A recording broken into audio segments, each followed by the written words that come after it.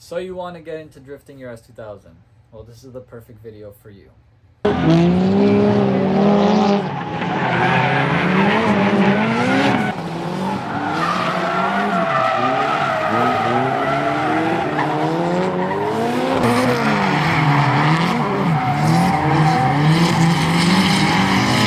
In this video, I will talk about how to get into drifting your S2000 and how to make the car work, how to make the stuff that doesn't make sense make sense. My car is set up a lot different than any other S2000. In my S2000, I have a Nissan Silvia rack, so it's definitely a lot different than what you get stock from an S2K. So I have a pump running to it with a Volvo pump, and mine's just different than anything else. But today we're going to talk about drifting a stock S2000. I bought my car 4 years ago in 2022.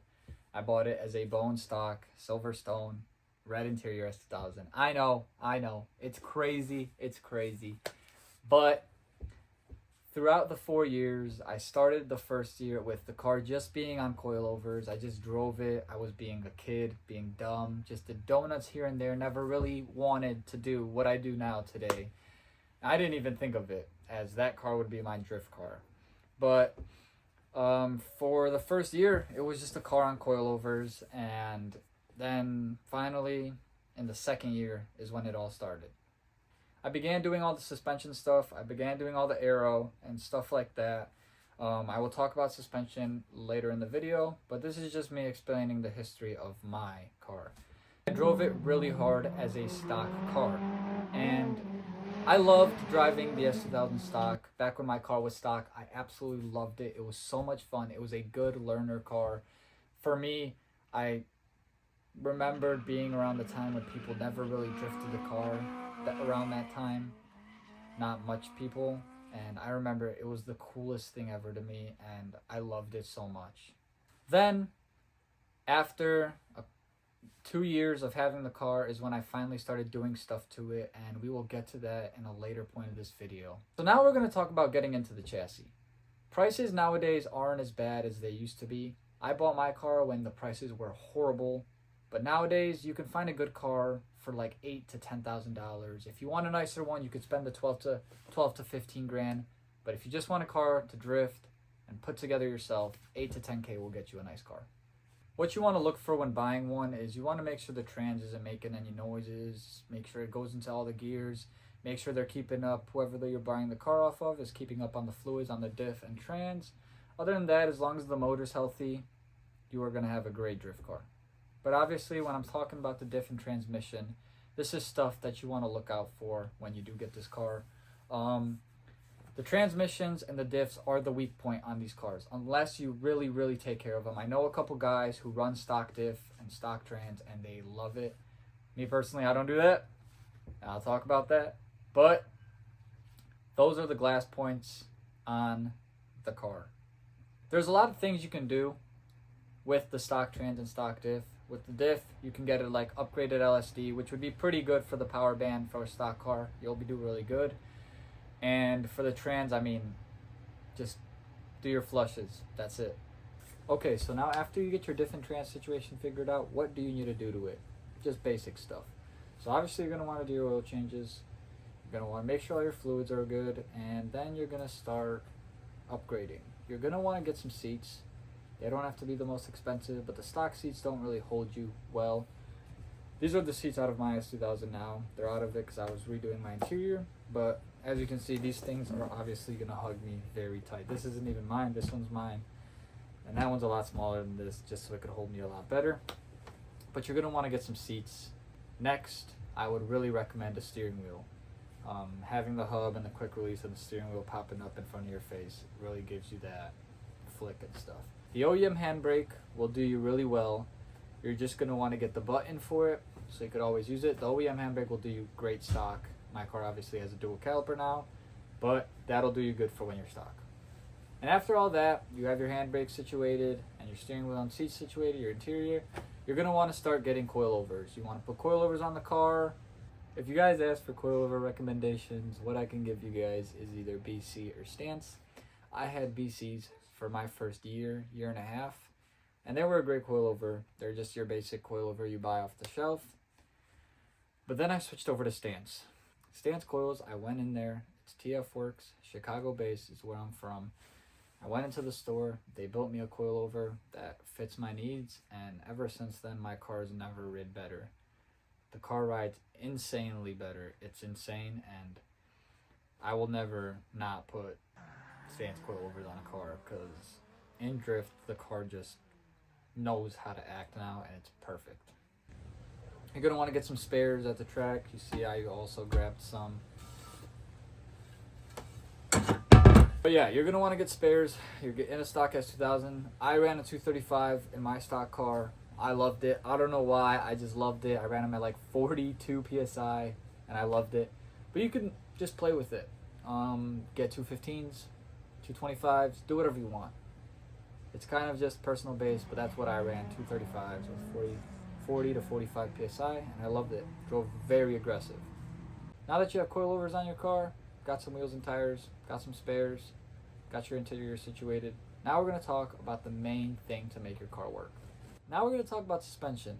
Suspension is the biggest part of drifting an S2000. It makes a night and day difference when you put this kit on your car. We only have 3 options. We have the Bespoke kit, which is the kit I personally run. We have the Ball Aid kit, which is just kind of a knockoff brand of the first one. And we have FDF. FDF is slowly making out a kit for it. And we also have, sometimes people make cut knuckles. Don't really see it much. But I'd really recommend the Bespoke kit. They're online. The website is there. And I mean, it's an amazing product. I've had it on my car for 3 years now, or however long it's been. I love it. Loved it, loved it, loved it. After you get your angle kit on, you're going to want to get upper control arms in the front to adjust that camber and play with it a little bit. It's also personal preference. I run my car at 6.5 and I love it, but it's always personal preference. You could do front lower, rear arms. You could do all of that. I have a stock OEM lower and just a P2M upper. You have so many options out there for uppers. I personally would recommend the P2M one or the FDF one, which is a bit more pricier, but it is so worth spending the money. In the rear, what you're going to need to do is upper control arms and toe arms. There are so many brands out there who make so many arms, but again, P2M and FDF. Personally, I would recommend an FDF arm, even though they're a little bit pricey. P2M, it won't let you overextend it to like a 2 or a 0 because they'll eventually snap. But if you're not really caring about camber at the beginning, which you should, but if you don't really care, P2M is a good cheap option. And then FDF lets you just do whatever you want. Those are the arms I have on my car, and they also make toe arms. So I would really recommend going with the FDF stuff. But if you're kind of on a budget, P2M makes great products. I also want to give a big shout out to Justin Medina. He helped me build my entire car. He helped me build literally every single thing on my car. He led me through everything I need to do to make my car what it is today. And I can't thank that man enough. I remember when I was first starting to drift my car, I had no help. And he was the biggest help ever. He would sit down with me for a long time and explain everything. And even when I was turboing my car and I was copying his setup, and he would tell me everything I needed to know. So the biggest shout out to that man, because he really helped me with everything on my car. And all the knowledge I have today, it's because of that man. He's a great guy. So just wanted to say thank you, Justin. So now you're going to ask me, why would I buy all this without like try drifting it with just stock angle? It is not the same as an S chassis. You can drift a stock S chassis. This car, you could do it. It's just very hard. And the angle kit, spend a little bucks, and it makes night and day difference. It's insane. You don't have to listen to me, but exactly how I learned. I could not get the car and keep it sideways when it was stock angle. I did this, and wow, it was really insane. So now you got your car all ready. Everything is bolted. You got all your stuff tightened down. You got your seats in there. You got your steering wheel. You might even make it look pretty or not. I don't know. But spend some time on the skid pad. Me personally, I didn't. I was in the streets and at bigger tracks. Don't listen to me. Spend time at skid pads. It really will help you learn your car, teach you how to drive. And it's a really hard car to drift. I'm not gonna lie. I get in other cars and it's like, wow. Yeah, it's a hard car to drift, but it's so fun once you do it, and it's so badass. Find your local skid pad, buy some tires off Facebook, go to your junkyard, buy some tires, spend time at a skid pad, spend your weekends at skid pads, learn, practice, and you'll understand why we do it, because it's just so much fun. After a couple months, you're gonna start getting really used to the car, and you're gonna wanna start upgrading stuff and doing stuff, and that's exactly down the lane I went. I pushed turbo and stuff like that. If I could go back, I would wait and drift the car stock for a while. Turbo your car comes with a lot of problems. Get used to your car stock. Get used to it in tandem. Get used to it with your handbrake. All of that stuff.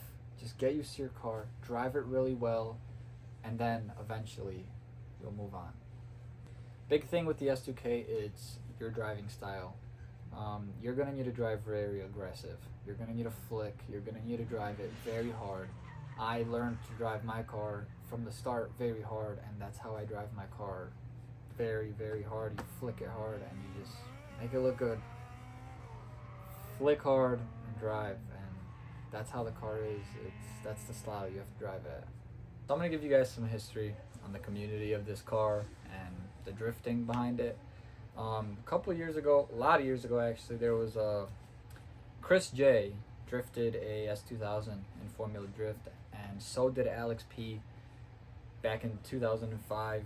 Chris J did it in 2014.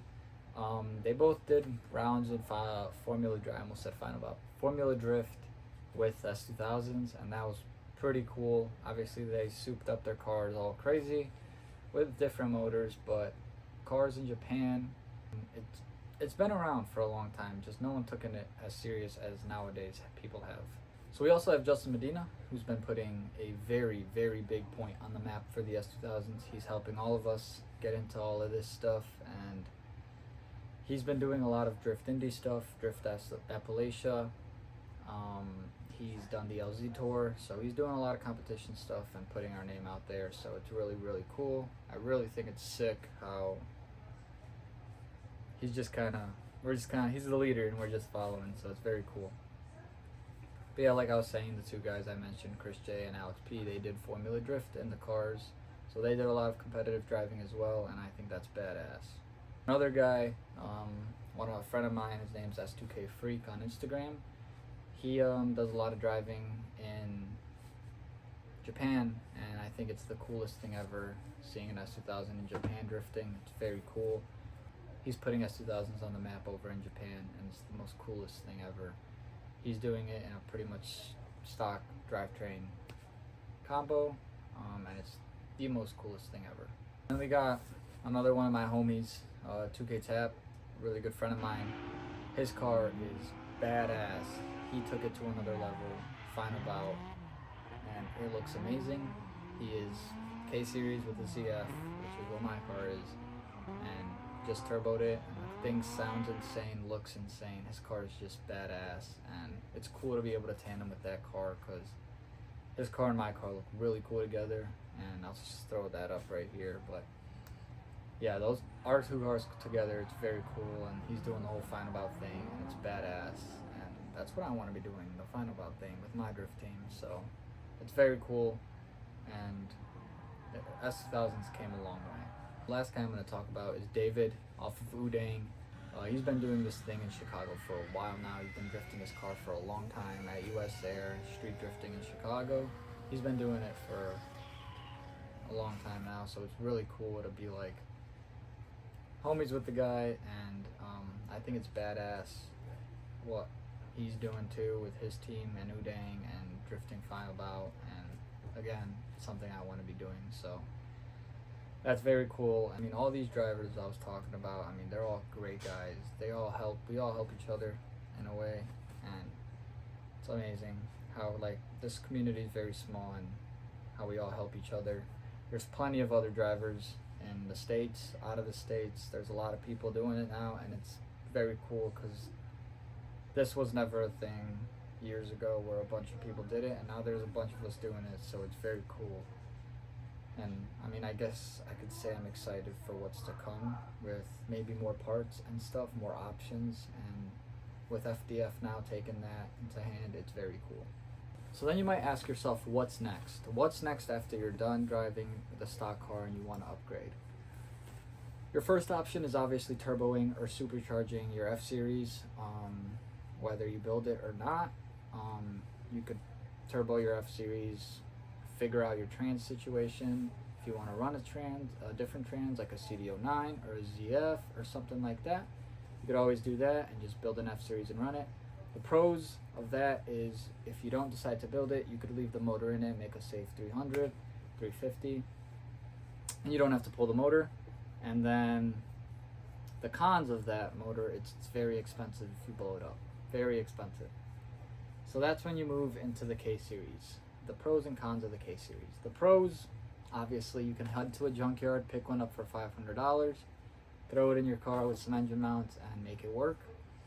The cons of that engine, honestly, I can't really think of any cons. They're vibrating. They vibrate a lot. That's the only thing, but I mean, it's a drift car. But yeah, making a rear-wheel drive K-Series is always fun. Just make sure you do it right, because I messed up my first couple times, and I didn't plug the oil port on the bottom of the engine, if you know what I'm talking about, if you know K-Series. So I went through a couple motors, but warranty them, and now I'm good with a fully built K-Series. You have plenty of other engine options. There's engines mount people make for them, but your first two options are obviously going to be F-Series or K-Series. There's so many stuff you can do. You can go KA, you can do anything you want. You can put a VQ in it if you want. LS, don't do that. JZ, but there's so much stuff you can do, and I mean, it just gets cooler and cooler and cooler. So now I guess I could talk to you guys what I did to my car. So my car is a fully built K24 with a ZF 5-speed. Currently with an 8.8 in it, 373 from a Ford. Planning on switching it to an R200. I did the whole drive shaft shop kit, and I'm not really the biggest fan of it, so I'm gonna switch over to something else. But yeah, I have a roll bar in my car with these seats and a fully built K-Series with a custom manifold and the 3076 Pulsar turbo. And I mean, just all that fancy stuff, bunch of Chase Bay's goodies, and Justin makes a dual caliper kit, so if you guys are going to need that eventually, he always makes those, so that's who we get our kits from. But yeah, I mean, take the car, make it your own, put some style into it, and yeah, I mean, it's a cool car, and I really hope this inspires somebody at least to drift their car, because it's so sick. Thank you guys for watching this video. I really appreciate it if you watched it all the way through. You guys have a great rest of your day. If you guys have any questions about this, DM me on Instagram. It's my name, period, last name, same as the YouTube, just put a period in the middle. If you have any questions, go ahead, DM me. My DMs are open, and I appreciate you guys. Thank you.